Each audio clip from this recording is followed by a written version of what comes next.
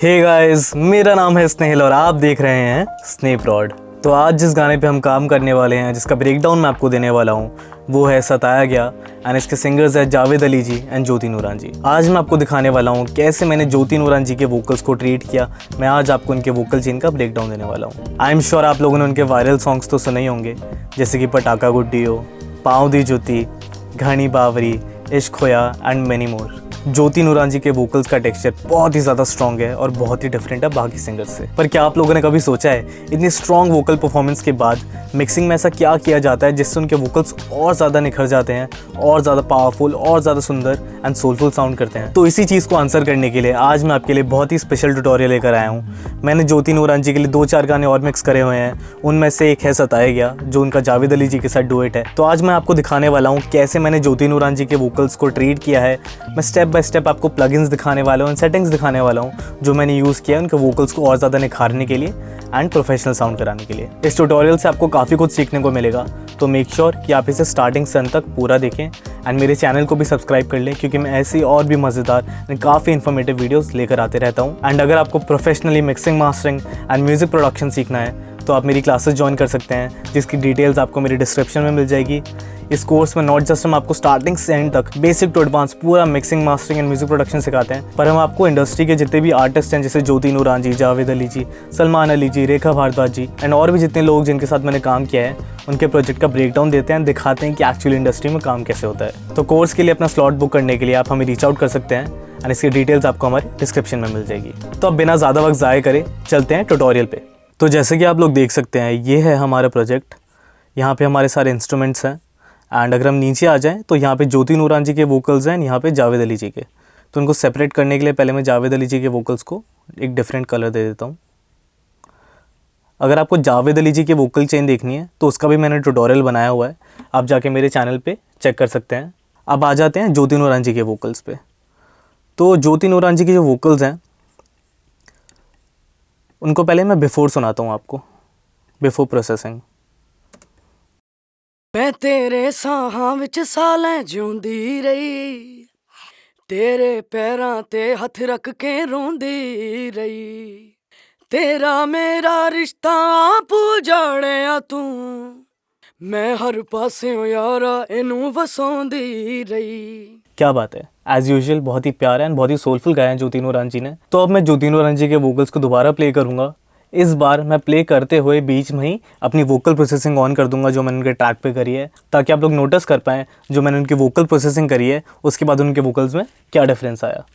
मैं तेरे साहां विच सालें जिउंदी रही, तेरे पैरां ते हथ रख के रोंदी रही, तेरा मेरा रिश्ता आप जाणिया तू, मैं हर पास्यों यारा इनू वसाउंदी रही, कटनी सी तेरे नाल ही मैं चाहे। तो जैसा कि आप लोग देख सकते हैं, ऐसा नहीं है कि पहले वोकल्स अच्छे नहीं लग रहे थे, पहले भी बहुत सोलफुल लग रहे थे, पर मैंने जो वोकल प्रोसेसिंग करी है उसकी वजह से उनके वोकल्स और भी निखर गए हैं। क्लैरिटी बहुत ज़्यादा इंप्रूव हो गई है, वोकल के डायनामिक्स काफ़ी अच्छे हैं, वोकल्स ओवरऑल बहुत सुंदर लग रहे हैं। उसका एम्बियंस, रिवर्ब एंड डिले की वजह से काफ़ी ज़्यादा अच्छा हो गया है एंड वोकल्स बिल्कुल भी मडी नहीं लग रहे। तो अब मैं आपको दिखाता हूँ स्टेप बाय स्टेप कि मैंने ये चीज़ कैसे अचीव करी, कैसे मैंने ज्योति नूरान जी के वोकल्स को ट्रीट किया। तो देखिए, सबसे पहले मैंने EQ यूज़ किया है एंड यहाँ पे मैंने 2 EQ यूज़ करे हैं, पहला ये रहा एंड दूसरा ये रहा।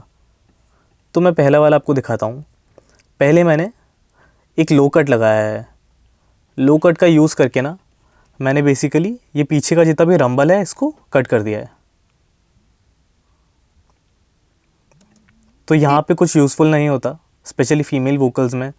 यहाँ पे सिर्फ रंबल रहता है जो हमारे ट्रैक को मडी करता है, तो अच्छा यही है कि हम इसे कट कर दें। सेकंड चीज़, जैसे कि आप देख सकते हैं 251 पे मैंने थोड़े से वोकल्स को बूस्ट किया है, क्योंकि ज्योति नूरान जी की ना वोकल्स बहुत ज़्यादा शार्प लग रहे थे, तो थोड़ी सी वार्मथ ऐड करने के लिए, थोड़ी सी डेप्थ ऐड करने के लिए मैंने इनके लोज बूस्ट कर दिए हैं।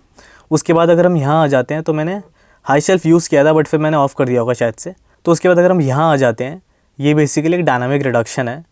मैंने थोड़ा सा यहाँ पर कट लगाया हुआ, डायनामिक कट। वो इसलिए लगाया है आई गेस क्योंकि बाद में जब मैंने प्रोसेसिंग करी होगी तो मुझे इसके प्रेजेंस बहुत ज़्यादा लग रहे थे, है ना। ज्योति नूरान जी की जो वोकल के प्रेजेंस है थोड़े से हाई ज़्यादा लग रहे थे, तो मैंने यहाँ से रिड्यूस कर दिए। फिर इसके बाद का जो EQ है, इसमें मैंने ये फ्रीक्वेंसीज कट करी है।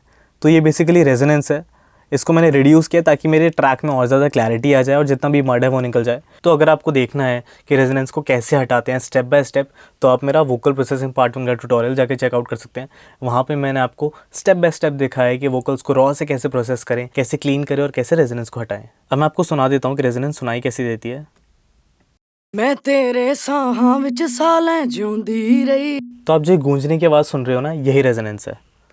ऐसी और भी मुझे 2 3 4 मिली थी जो मैंने नीचे डाउन कर दी है ना। अब फिर नेक्स्ट जो प्लगइन मैंने यूज़ किया है वो है वर्चुअल मिक्स रैक। ये स्लेट डिजिटल का प्लगइन है। इसमें मैंने 3 चीज़ें करी हैं। एक EQ लगाया हुआ है। EQ में मैंने एक हाई शेल्फ लगाया ताकि थोड़ा सा ओपन हो जाए, एयर आ जाए वोकल के अंदर, है ना। सेकंड चीज़ मैंने क्या करी है, मैंने 5.4K पे थोड़ा सा ऑलमोस्ट 1.5 dB बूस्ट किया। उससे क्या हमारे वोकल की प्रेजेंस बढ़ जाती है, वोकल थोड़े खुल जाते हैं, है ना। फिर मैंने 80 हर्ट्ज़ पे अराउंड ना थोड़ा सा एक डिप दिया है ताकि जो राम्बल है वो डाउन हो जाए, राइट। एंड फिर मैंने कंप्रेसर यूज़ किया है एंड स्पेसिफिकली मैंने FG116 यूज़ किया है। ये एक FET कंप्रेसर है। इसका मतलब है फील्ड इफेक्ट ट्रांजिस्टर।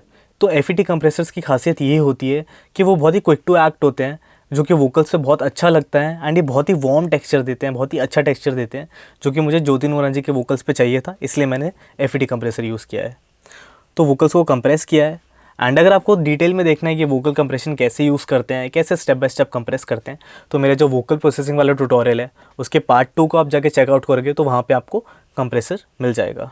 तो इस रैक में जो तीसरा प्लगइन है वो है रिवाइवल। रिवाइवल मैंने यूज़ किया है क्योंकि आजकल आप जितने भी मॉडर्न मिक्सेस सुनते हो ना, उसमें हाई एंड बहुत ही क्लियर होता है, बहुत ही ब्राइट मिक्सेस होते हैं। तो ज्योति नूरान जी के वोकल में वो शिमरी टोन लेकर आने के लिए, वो क्रिस्प हाई एंड लाने के लिए मैंने शिमर का यूज़ किया है, इसे कुछ हद तक बढ़ा दिया है। अब क्या होता है, अगर आप ज़्यादा शिमर यूज़ करते हो ना तो वोकल्स में हाई एंड आ जाता है, बहुत ही शिमरी टोन आ जाती है, बट वोकल्स पतले हो जाते हैं। इसलिए उसको काउंटर करने के लिए मैंने थोड़ी सी थिकनेस ऐड करी है, क्योंकि ज्योति नूरान जी ऑलरेडी थोड़ा हाई पिच पे गा रही है, तो ऑटोमेटिकली लोस थोड़े कम होंगे, क्योंकि पिच हाई होती है तो वोकल्स हाई होते हैं। तो अब मैं आप लोगों को दिखा देता हूँ वर्चुअल मिक्स रैक यूज़ करने की वजह से क्या फ़र्क पड़ा। मैं तेरे साहां विच सालें जिउंदी रही, तेरे पैरां ते हथ रख के रोंदी रही। तो जैसे कि आपने नोटिस किया, सडनली वोकल्स में पावर आ गई, वोकल के डायनामिक्स फिक्स हो गए, वोकल थोड़े से और क्रिस्प हो गए। तो वर्चुअल मिक्स रैक यूज़ करने की वजह से वोकल्स थोड़ा और पॉलिश्ड लग रहे हैं। अब चलते हैं अपने नेक्स्ट प्लगइन पे, वो है एओसिस का एयर प्लगइन। इसमें मैंने हाई शेल्फ थोड़ा सा बढ़ाया, थोड़ा सा एयर ऐड किया है, क्योंकि वोकल्स को थोड़ा ओपन अप करना था, तो इसकी वजह से वोकल्स थोड़े से ओपन अप हो गए हैं। मैं आपको सुनाता हूँ। मैं तेरे साहां विच सालें। अब वोकल्स ओपन अप तो हो गए हैं, खुले खुले साउंड कर रहे हैं, पर जो एस वाले वर्ड्स हैं जिनको हम सिबलेंस बोलते हैं, जैसे स, फ, ये थोड़े से बूस्ट हो गए और डिस्ट्रैक्शन कॉज कर रहे हैं। तो मैं दोबारा से वोकल्स को प्ले करता हूँ, आप नोटिस करना स वाले शब्द। मैं तेरे साहां विच सालें जिउंदी। साहा, सालें, ये थोड़े से बूस्ट हो गए हैं और हार्श लग रहे हैं। तो इसको ठीक करने के लिए मैंने यूज़ किया है एओसिस का DSR।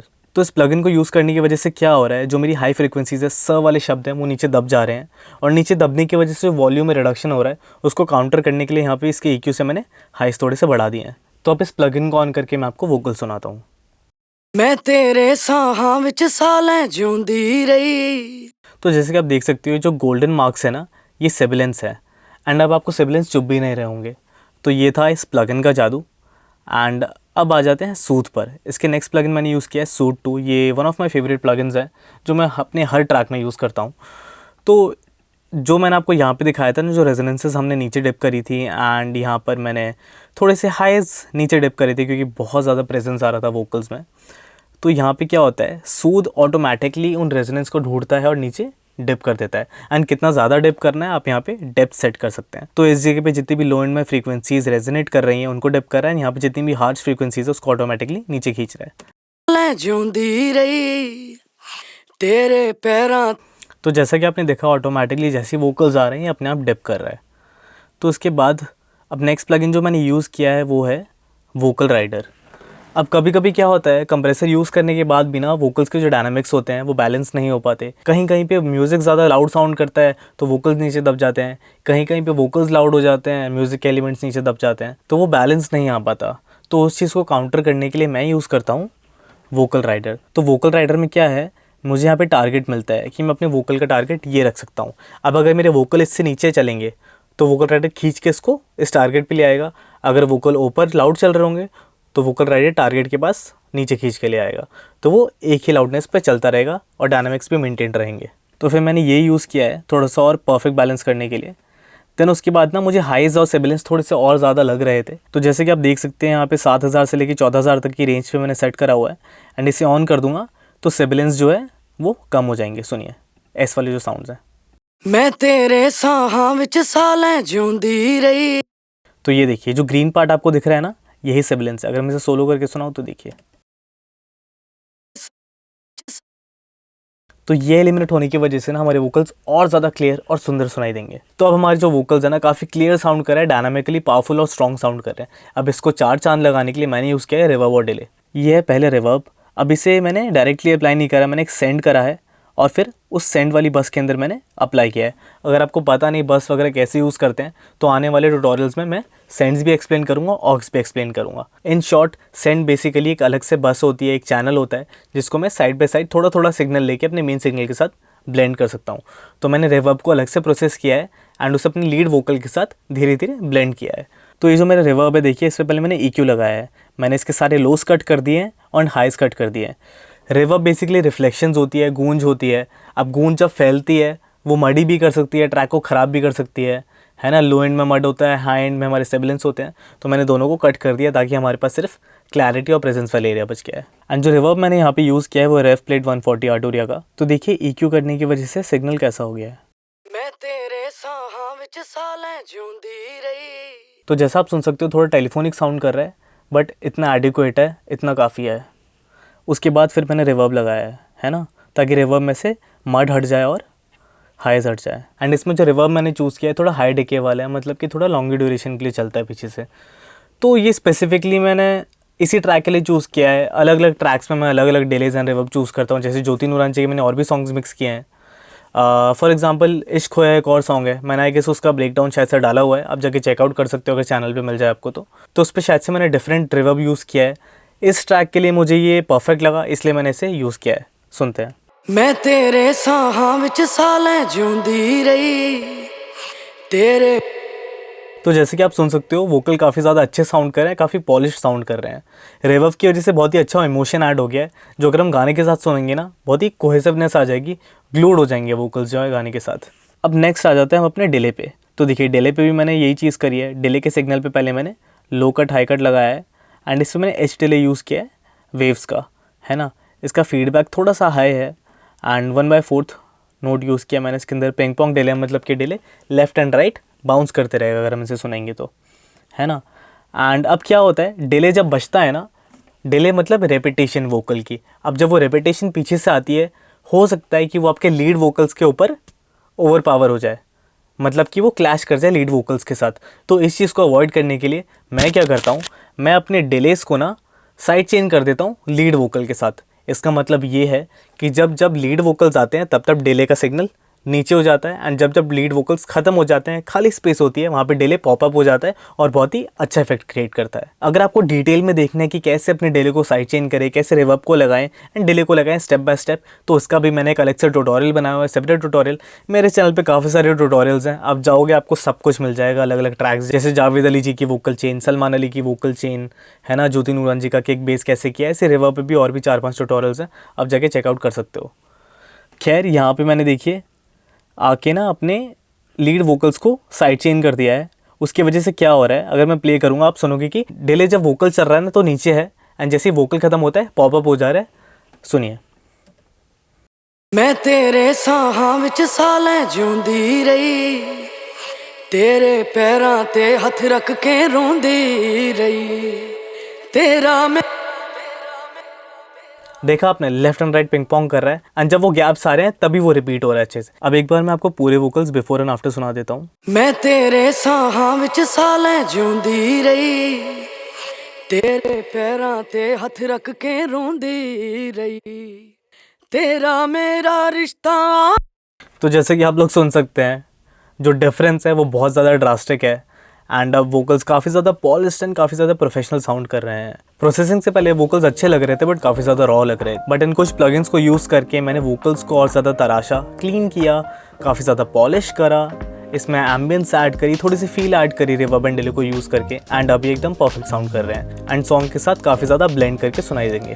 अगर आप चाहते हो कि मैं आपके मन पसंदीदा टॉपिक पे ट्यूटोरियल बनाऊं तो आप मुझे कमेंट्स में लिख के बता दो कि नेक्स्ट ट्यूटोरियल आपको किस टॉपिक पे चाहिए। काफ़ी सारे लोगों ने लिखा हुआ है, उसको भी मैंने अपनी लिस्ट में ऐड करा हुआ है। पर अभी के लिए आपको जिस ट्यूटोरियल की नीड है, आप जो चीज़ सीखना चाहते हैं, आपका मेरे से कोई भी सवाल हो, आप नीचे कमेंट सेक्शन में लिख दीजिए एंड मैं उसको एड्रेस करूँगा एंड नेक्स्ट टाइम लेकर आने का ट्राई करूँगा। एंड अगर आपने अभी तक मेरे चैनल को सब्सक्राइब नहीं किया है, इसे जल्दी से सब्सक्राइब कर लीजिए, क्योंकि मैं ऐसी और भी प्रीमियम और इन्फॉर्मेटिव वीडियोस लाते रहता हूँ ताकि आप बेटर इंजीनियर बने एंड बेटर प्रोड्यूसर बने।